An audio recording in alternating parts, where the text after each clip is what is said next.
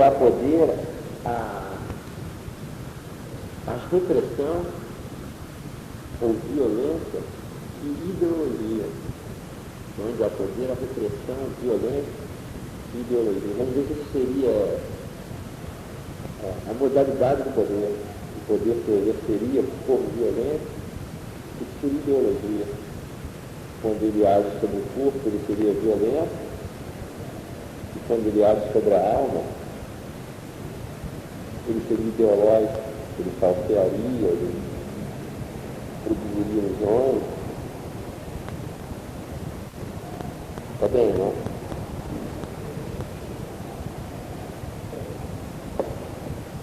Mas quando nós pensamos o poder dessa maneira, quando o poder é formulado ou postulado dessa maneira,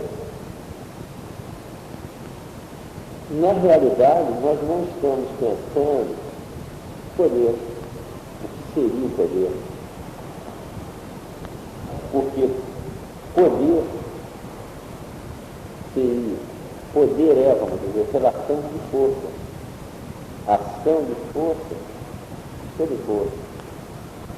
Quando eu falo de violência, eu expresso, vamos dizer, a ação de uma força sobre alguma coisa, sobre um objeto ou sobre um ser.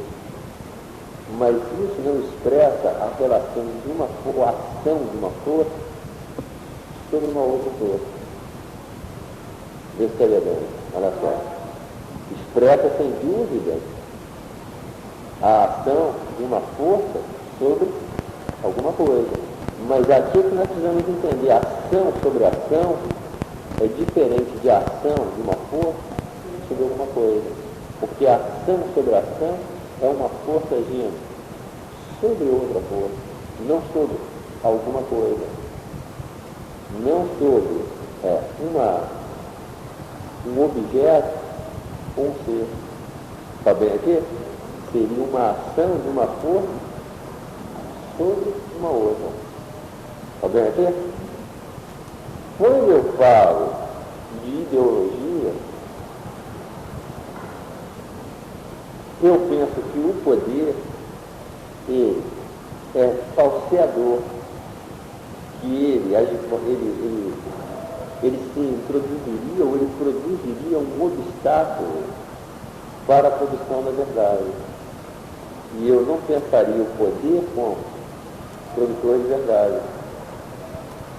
Então vamos dizer que o confronto com esse postulado da modalidade pela violência e pela ideologia leva a colocar o poder como relação de força, ação sobre ação, e o poder como produtor de verdade.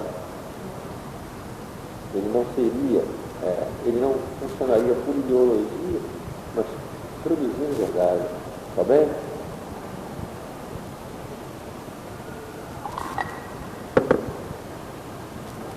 Está bem, Eduardo?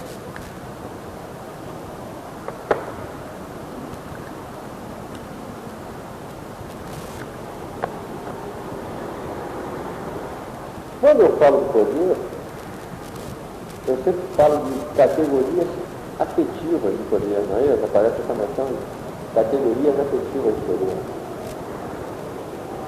Então, poder e afeto tem ligação. Há uma ligação entre poder e afeto.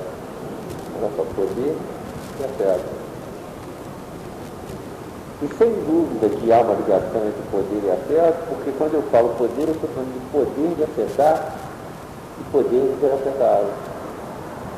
Então, eu digo que sempre que há exercício de poder, há o aparecimento de um afeto. Olha só, onde o poder se exerce, aparece afeto. Ou o exercício de poder aparece como afeto. Está bem? Por isso que há poder onde há ação de força sobre força. Por quê? Porque o poder de afetar e de ser afetado é a força poder de afetar e de ser afetado pertence à força. Tá bem? Então vamos dizer que o afeto é aquilo que aparece quando uma força age sobre uma outra. Vendo, tá vendo? Quando uma força age sobre outra força, aparece afeto. O que leva a pensar que onde há relação de poder, afeto. Não há relação de poder sem aparecimento de afeto. Isso estaria bem. Onde uma força age sobre uma outra força, aparece uma afeto. Isso estaria bem. Tá? Tá claro, pequeno, tá?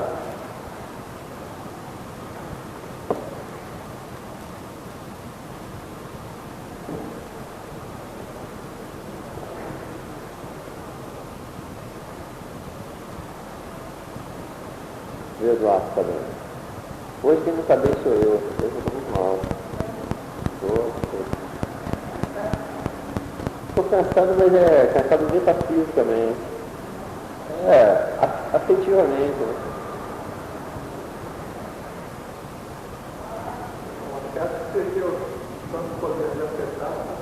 O afeto aparece quando uma força age sobre a outra. Quando uma força afeta, porque o exercício de poder é isso, é uma afecção, é uma força afetando uma outra ou sendo afetada.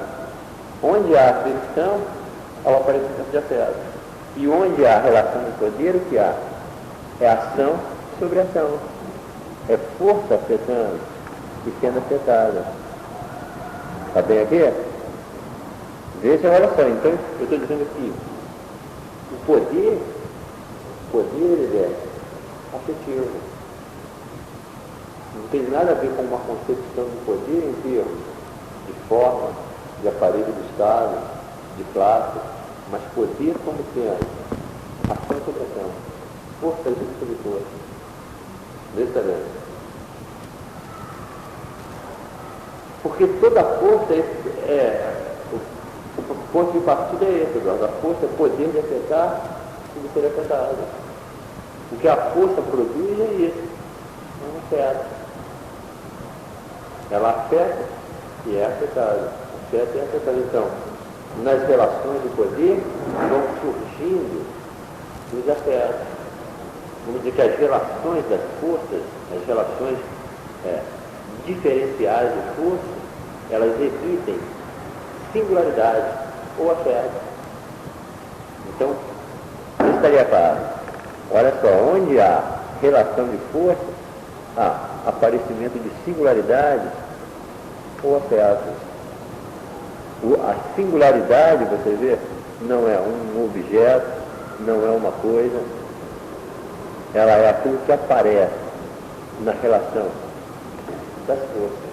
O que preenche o poder de ser afetado de uma força é um afeto. Vê se está bem. Está bem? Olha só, o poder de ser afetado de uma força é preenchido por afeto. Como há sempre relação de poder, as forças têm sempre o seu poder de afetar preenchido. Está bem assim? Vê se estaria claro. Tá? Em toda a relação de poder, há o aparecimento dessas singularidades. Vamos dizer que as relações de forças, ou o diagrama, né? O diagrama de poder, ele emite singularidade. Ele é uma emissão de singularidade. Em todo diagrama, é uma definição, inclusive, de diagrama. Ele é uma emissão de singularidade. Está bem aqui? Ou não?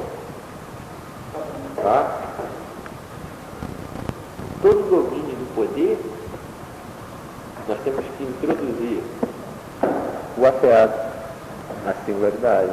Porque o poder aqui quando eu falo de poder, aqui eu estou falando de uma microfísica do poder. É uma concepção do poder em termos microfísicos ou molecular. Vê se estaria bem. Está bem, Ângela? Vê se estaria claro. Tá? Olha só, microfísico ou molecular. Quando eu falo de estado, quando eu falo de uma classe, eu estou falando de um nível macro ou molar. Mas o poder, ele é micro, ele é molecular. É uma concepção do poder microfísica, como uma microfísica. Está bem aqui? Ou não? Vê, Eduardo, estaria claro.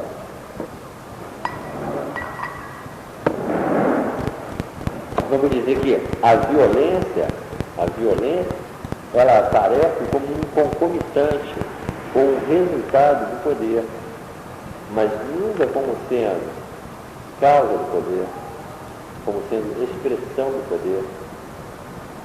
O que expressa o poder é a relação de forças, é a ação sobre a ação. Então, entender o poder em termos microfísicos é pensar em relação de forças. Não sei se está bem.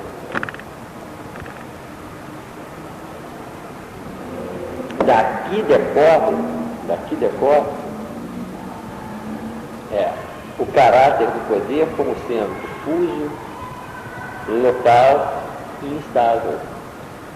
Olha só, o poder como sendo local, difuso e instável. Esse local aqui tem um duplo sentido. Quando se fala local, é porque local significa não global. O poder não seria alguma coisa global, que viria de um foco único, que agiria, vamos dizer, sobre tudo, que se exerceria de cima de uma maneira global. Ele é local nesse sentido de não global. E ele é local no sentido de que é localizável em todas as relações de força. Vê se estaria claro. O poder não é alguma coisa transcendente, uma unidade que viria para recobrir um todo. O poder é alguma coisa que atravessa nas relações de força. Onde houver emissão de singularidade, há poder. E há emissão de singularidades onde uma força age sobre uma outra. Aí aparece um afeto. Vê também. Está bem? Vamos dizer que esse caráter difuso, local e estável do poder é que faz com que o poder seja, o domínio do poder seja um domínio estratégico. Ele é um domínio de estratégia, de combate, de lutas, de confrontos. Aonde há relações de poder, aparecem as estratégias, um domínio de estratégia, de confrontos, de disputas, de litígios, de afrontamentos, a afrontamento. Está bem? Forças se defrontando, se confrontando com outras forças. E essas forças, elas, nesses confrontos, elas vão afetando, sendo afetadas, mas resistindo também. Ou seja, a força tem esse poder de resistir. Ela resiste a determinadas ações. Ela pode resistir. Ela não é. Porque senão o poder de ser afetado seria uma passividade. Veja bem, se a força não fosse dotada de um poder de resistência, apareceria esse poder de ser afetado como uma passividade. Que a força estaria condenada a receber a ação de uma outra força e não poder fazer nada. Mas ela tem o poder de resistência, que inclusive é alguma coisa fundamental nessa microfísica do poder, esse poder de resistência. Está bem aqui? Vê se estaria claro. Está bem, Zé? Tá?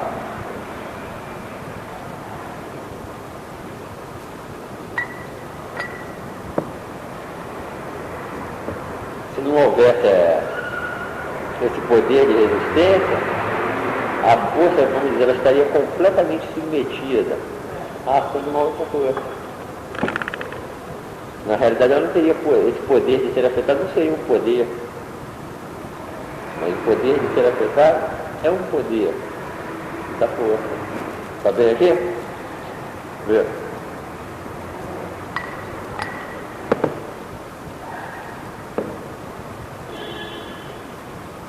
Tá claro, né?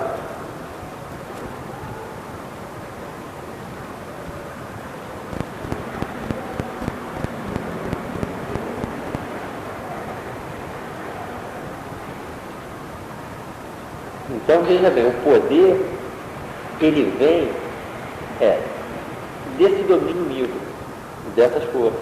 Ele nunca vem de um aparelho, de uma instituição, do Estado, de uma forma. Porque quando eu digo relação de força, o que foi excluído daqui é forma. Não há nenhuma forma. O que há aqui é relações de força. Tá? As formas são de outra natureza que essas forças. Aqui a força não tem forma nenhuma. Ela é informe. O que ela tem é poder. Poder de afetar, poder de ser afetado. Então, nós não podemos confundir essas forças com nenhuma forma. Veja também. Tá? As formas são alguma coisa de outra natureza. Se eu digo que o poder é alguma coisa que deriva de um foco como o Estado, eu atribuo o poder a uma forma. A uma forma. A uma forma. Tá bem? A forma Estado. Há uma teoria, um outro postulado, que diz que o poder que está encarnado no aparelho do Estado está subordinado a um determinado modo de produção, que chamam de infraestrutura. Olha só, modo de produção que seria a infraestrutura, que subordinaria o poder. Ou seja, o poder estaria a serviço dessa infraestrutura. Vamos dizer, essa infraestrutura seria determinante em última instância, como eles dizem. Está bem aqui?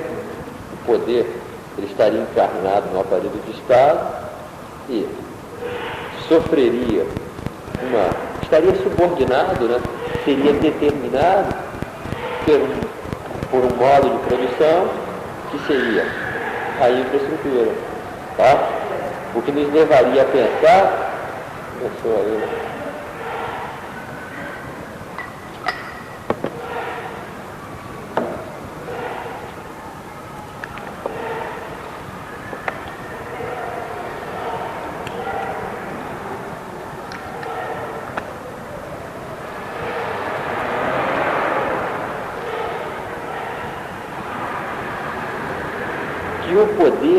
o poder dependeria da produção, vamos dizer, econômica. Tá? Ele dependeria da produção. Ele estaria ligado diretamente a essa produção e subordinado a ela. Ele serviria a ela. Mas colocado como uma relação de forças, como ação de força sobre força, o que há aqui é uma inversão dessa posição. Por quê? Porque toda a economia pressupõe as relações de poder, pressupõe as relações de força. Por exemplo, a economia do século XVIII, os ateliês, todas as corporações, né? Todos os locais de produção da economia no século XVIII se utilizaram, se beneficiaram de todo um mecanismo disciplinar que se desenvolveu, que se introduziu, olha só, se introduziu na economia, nos ateliês, em todos esses lugares de produção e permitiu o desenvolvimento da economia, o desenvolvimento de um determinado modo de produção. Olha o que eu estou dizendo, não foi o modo de produção quem determinou essas relações de poder. Pelo contrário, esse modo de produção ele se beneficiou, ele pressupõe determinadas relações de poder. Agora, essas relações de poder, de onde vêm? Onde elas se originam? Nas forças. Elas não têm um foco, um núcleo, um ponto único de onde elas viriam. Por isso elas são difusas. Elas estão difusas. Elas passam nas relações. O poder pensado como relação não pertence a ninguém. Ele não é uma propriedade, não é alguma coisa que se possa reter ou que se possa perder, que possa ser tomado. Ele atravessa. Está bem, Ana? Vê se está claro ou não. As relações de força são pressupostas pela produção econômica. Não é a produção econômica que determina as relações de poder, está entendendo? São as relações de poder, vamos dizer assim, a economia se apoia, passa por essas relações de poder e se beneficia. Vê se está vendo, ó. Ou não.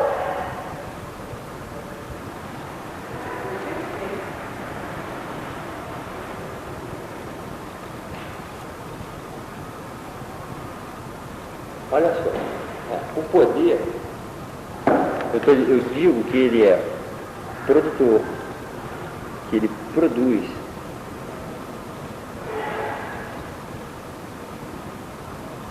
Houve,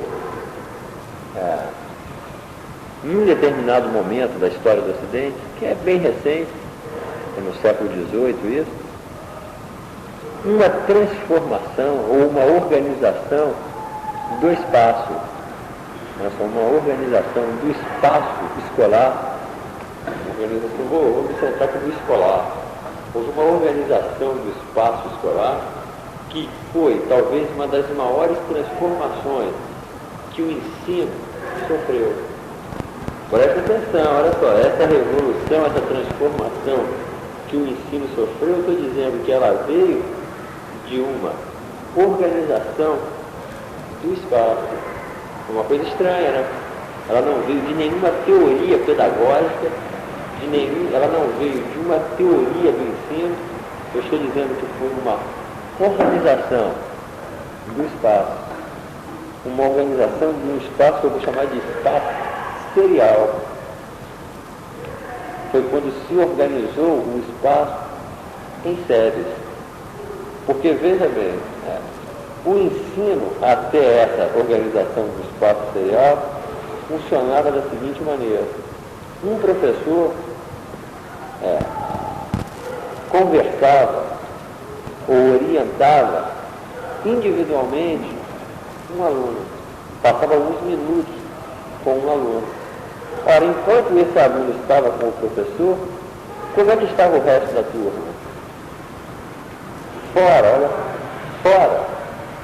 vamos dizer, do alcance, fora do domínio, do poder do professor. Então ela estava mergulhada na confusão, na balbúrdia, está vendo? Uma mistura. Com a organização desse espaço serial, o que ocorreu foi que o professor, agora ele, se dirige a todos ao mesmo tempo. Ele não precisa mais que um aluno venha individualmente e passe alguns minutos com ele. E, simultaneamente, ele controla e hierarquiza todos os alunos. Vê se está lembrando. Simultaneamente, esse espaço seria um espaço que permite ensinar, hierarquizar e controlar. Havia, inclusive, sonho de alguns homens ligados à educação, como Jean-Baptiste de La Salle, sobre esse espaço que beirava as maiores paranoias, de que esse espaço ele fosse simultaneamente produtor de distinção social, distinção de caráter, distinção de comportamento. Olha essa coisa incrível. Ele pensava num espaço em que simultaneamente, quando nós entrássemos imediatamente introduzido nesse espaço, a própria distribuição espacial nos produzisse as distinções, ou seja, nós distribuiríamos os indivíduos naquele espaço segundo categorias. Está bem aqui? Vê se está claro. Ora, essa transformação do espaço é uma técnica, foi uma tecnologia quem permitiu isso. É uma tecnologia política. Nossa Senhora. É um exercício, um funcionamento de poder, ou vamos dizer, uma disciplina. Isso é uma disciplina. Vê, Eduardo, está claro? Está bem aqui? Então vamos dizer que uma das produções do poder disciplinar é seriar o espaço. Olha só aqui. Está bem? Está bem o que eu estou dizendo?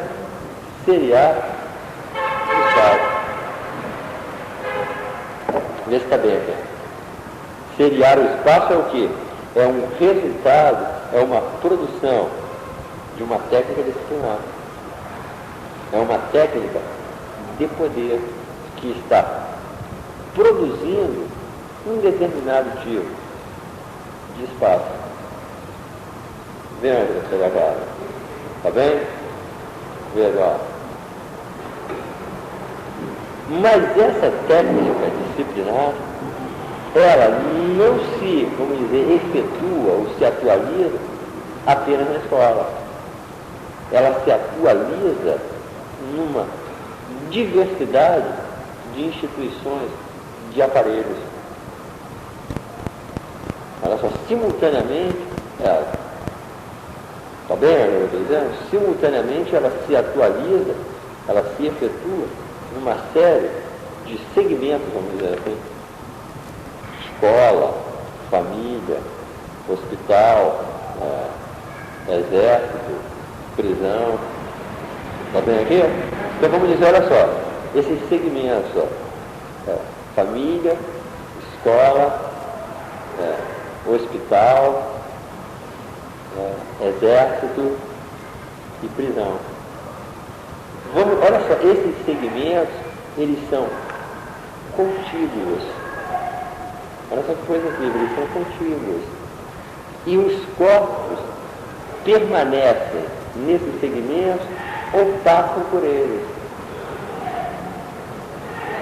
Os corpos e as almas, olha só, os corpos e as almas, eles habitam, permanecem nesses segmentos ou passam de um para o outro. Vê se está claro. Vê agora.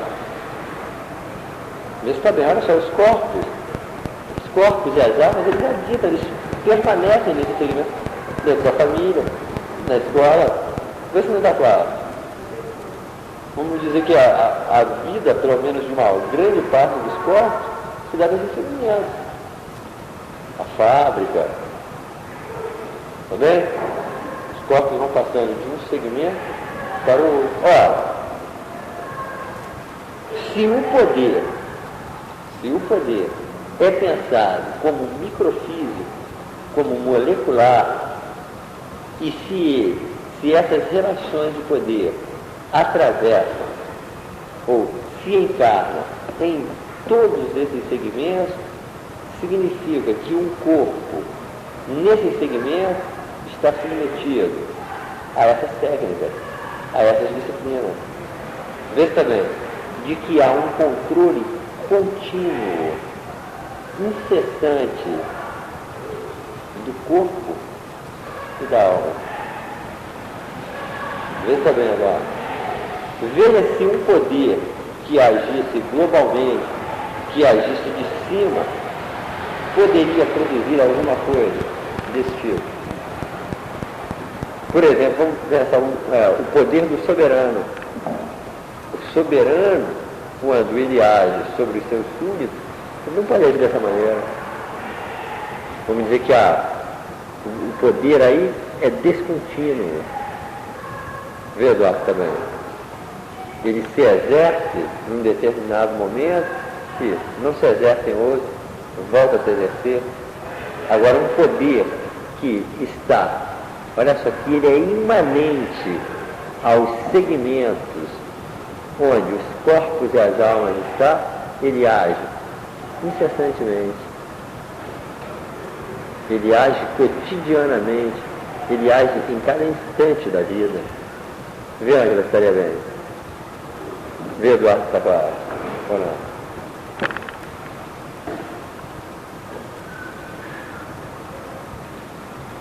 Vê o que vocês querem falar. E esse espaço que emergiu, né, que foi criado? Esse espaço material? Exatamente. Ele é resultado de ação do corpo? Ele é uma técnica de poder. Ele é uma disciplina. É uma disciplina. Porque, presta atenção, o que é essa? Ora, o que essa organização do espaço visa produzir? Um comportamento, uma conduta. Olha, segure essa noção de conduta, porque a ação de uma força sobre uma outra força, o que ela visa sempre é a produção de uma conduta, de um determinado comportamento. Eu falei há pouco que a economia, que toda a economia vai se beneficiar, não é isso? Dessas relações de poder. Ora, se essas relações de poder, se essas técnicas de poder vão produzir um corpo produtivo, um corpo obediente, um corpo bem comportado, sem dúvida que elas têm muito que contribuir para a economia. Estão entendendo o que eu estou dizendo? Porque presta atenção, o poder econômico, sem essas tecnologias, não poderia ter se desenvolvido como ele se desenvolveu. Em determinado modo de produção, no caso da nossa sociedade, um modo de produção capitalista, não poderia ter se desenvolvido como se desenvolveu sem essa técnica. Veja bem, ele pressupõe essas técnicas, e não é ele quem produz essas técnicas. Vê se está claro agora. Ou não? A coisa é inversa. É inversa, exatamente. Não é o econômico que é primeiro. O econômico pressupõe isso. Ele sofreu, vamos dizer, benesses, ele recebeu benesses desses procedimentos, dessas relações de força, desses dispositivos disciplinares. Verdade. Isso é um funcionamento, olha o nome que eu vou dar, um funcionamento de poder. É isso. O poder é alguma coisa que funciona, ele é um operador, ele opera, ele funciona, ele é uma relação. Quando eu digo que ele funciona, que ele é uma relação, eu estou dizendo que o poder não é uma coisa, ele não é um ser, ele é um funcionamento. Eduardo, ele é uma relação. Uma relação pressupõe pelo menos dois elementos em relação, são as forças. Vê se estaria bem. Vê, Eduardo.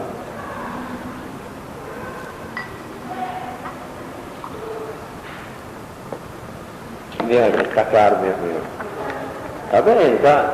Porque, veja só, se todos esses aparelhos ou segmentos, que eu chamei de família, de escola, de hospital, ora, os corpos passam de um para o outro, ou permanecem em um deles, se preciso, até a prisão se necessário. E em todos esses segmentos, o que nós temos são ações se dando sobre ações. Veja bem, um contínuo, uma incessante ação sobre o corpo, trabalhando nas forças do corpo.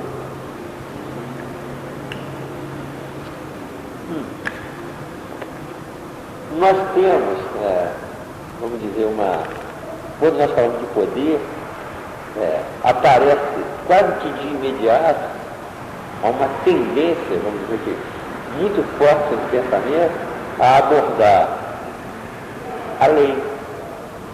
Nós associamos poder e lei. Está bem aqui, Eduardo? Não é só poder e lei. Mas preste atenção numa coisa.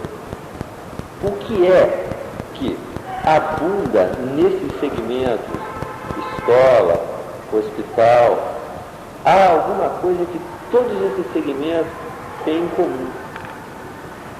E que, vamos dizer, alguma coisa que atravessa em todos os segmentos do mundo moderno. É alguma coisa que é tão difundida que é quase impossível nós entrarmos num segmento, é impossível, num segmento do mundo moderno que não esteja atravessado por isso. Chama-se regulamento. Até dentro do elevador há regulamentos. Vê se vocês estão entendendo o que eu estou dizendo. O regulamento, olha só, o regulamento é característico de um poder normalizador. O regulamento não é uma lei, o regulamento é uma norma. Por quê? Porque o regulamento, o que ele faz é prescrever condutas. Vê se está vendo o que eu estou dizendo. Quando a gente entra, por exemplo, no metrô, a primeira coisa que a gente vê são os regulamentos. Eles estão afixados em letras grandes e posicionados num local que é impossível que você não passe por esse regulamento. Está bem? Ele é uma coisa tão comum que nós nem nos preocupamos com ele. Está entendendo o que eu estou dizendo? Olha só, é isso que é surpreendente quando a gente pega um Foucault. Foucault foi pensar essas coisas. Você pega os grandes teóricos do poder, os grandes trabalhos sobre o poder, você nunca viu nenhum deles se preocupar com esse problema dos regulamentos. Quando o nosso mundo é atravessado incessantemente por regulamento, até nas nossas casas. É onde nós começamos a sofrer, né? A sentir na carne o regulamento, dentro de casa. O horário do almoço, o horário do jantar. Inclusive, às vezes, as crianças têm chamado a atenção, né? Veementemente, aqui há regulamentos. Não é? Aqui tem regra. Olha só, regras, regulamentos. Isso é característico de uma sociedade disciplinar. Uma sociedade disciplinar, ela funciona muito mais por regulamento do que por lei. Vê se está bem. Vejam, está bem. Porque o regulamento ele se dirige à conduta. O comportamento o regulamento é uma série de prescrições, de dispositivos que visam a produzir um determinado tipo de corpo. Vê, Eduardo? Sobre a ação, né? Exatamente. Ele espera o quê? Reações, respostas, réplicas. Pressupõe que aquilo sobre o que ele está agindo também age. É isso que é a estratégia. A estratégia é uma ação sobre uma ação. Uma estratégia pressupõe que eu faça, vamos dizer, cálculos, que eu faça antecipações da resposta daquele com quem eu estou me confrontando, com quem eu estou em combate. Vê se ele é bem. Vendo? Olha, não quer dizer que o jurídico tenha desaparecido, mas até do jurídico que nós vamos ver é uma intromissão e ganhando cada vez mais o domínio jurídico da norma. Vamos dizer que a nossa sociedade é uma sociedade da norma. Ela visa produzir uma normalização do corpo e da alma. Porque presta atenção, olha só, a lei trabalha por interdição, por proibição. A lei interdita e proíbe. Tá bem? Assim vamos dizer então que a lei seria repressiva. A norma estabelece condutas, prescreve condutas. Por isso, os regulamentos. Vê, Eduardo, também. Na escola tem regulamento? No hospital tem regulamento? No exército tem regulamento? Na prisão tem regulamento? Ora, então, os dispositivos que atravessam esses segmentos são muito semelhantes. Vê se está lembrando.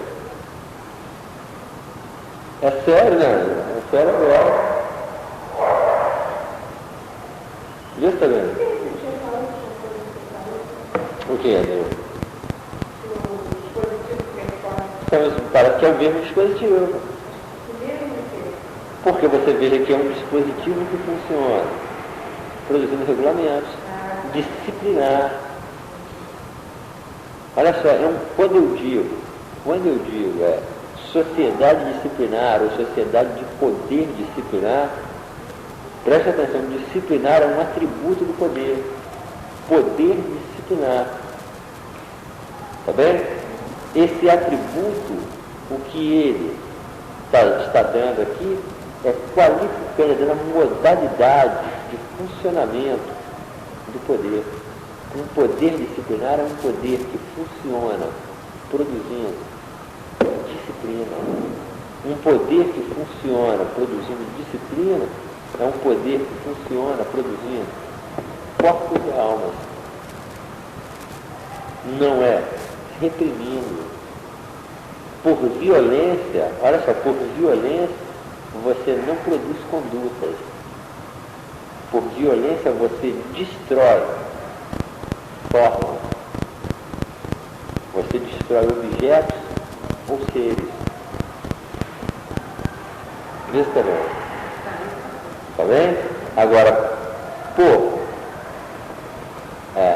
por disciplina, por um funcionamento disciplinar, você produz condutas.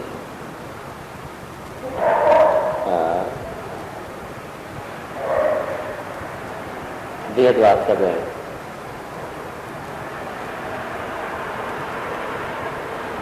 Ou não? Está bem. É diferente, né? É uma maneira também.